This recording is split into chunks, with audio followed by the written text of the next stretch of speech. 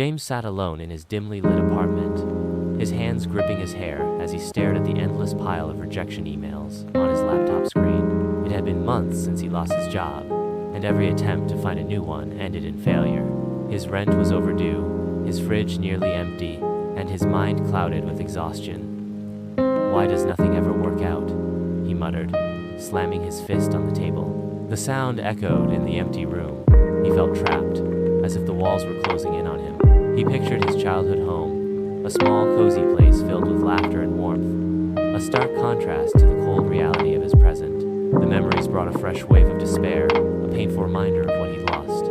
Desperate for air, James grabbed his coat and stormed out of his apartment. The cold night wind bit at his skin as he wandered the empty streets. Neon signs flickered above closed shops, casting long, distorted shadows that seemed to mock his misery. The distant sound of a siren added to the overall feeling of unease and despair. He walked aimlessly, his thoughts spiraling into a vortex of self-doubt and hopelessness. Each step felt heavy, each breath shallow. The city, usually vibrant and full of life, felt cold and indifferent to his plight. Maybe I'm just not good enough.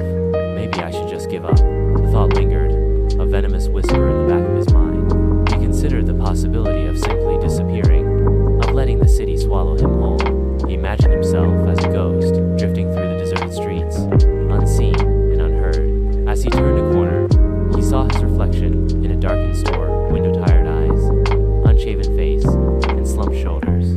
He barely recognized himself. The reflection was a stranger, a gaunt and defeated version of the man he once was. He was a shadow of his former self, a testament to the crushing weight of his circumstances. Sitting on a park bench, James buried his face in his hands, the cold seeping into his bones. He felt utterly alone, abandoned by both fortune and hope. Then, a voice broke through his thoughts. "Tough night?" He looked up to see an old man in a tattered coat sitting beside him. His face was lined with age, etched with the stories of a long and likely difficult life, but his eyes held a surprising warmth and kindness. The old man's presence was unexpected, a beacon in the desolate landscape of James's despair. "I've had my share of nights like these," the man said, lighting a cigarette. The flame flickered, illuminating his weathered face in the darkness.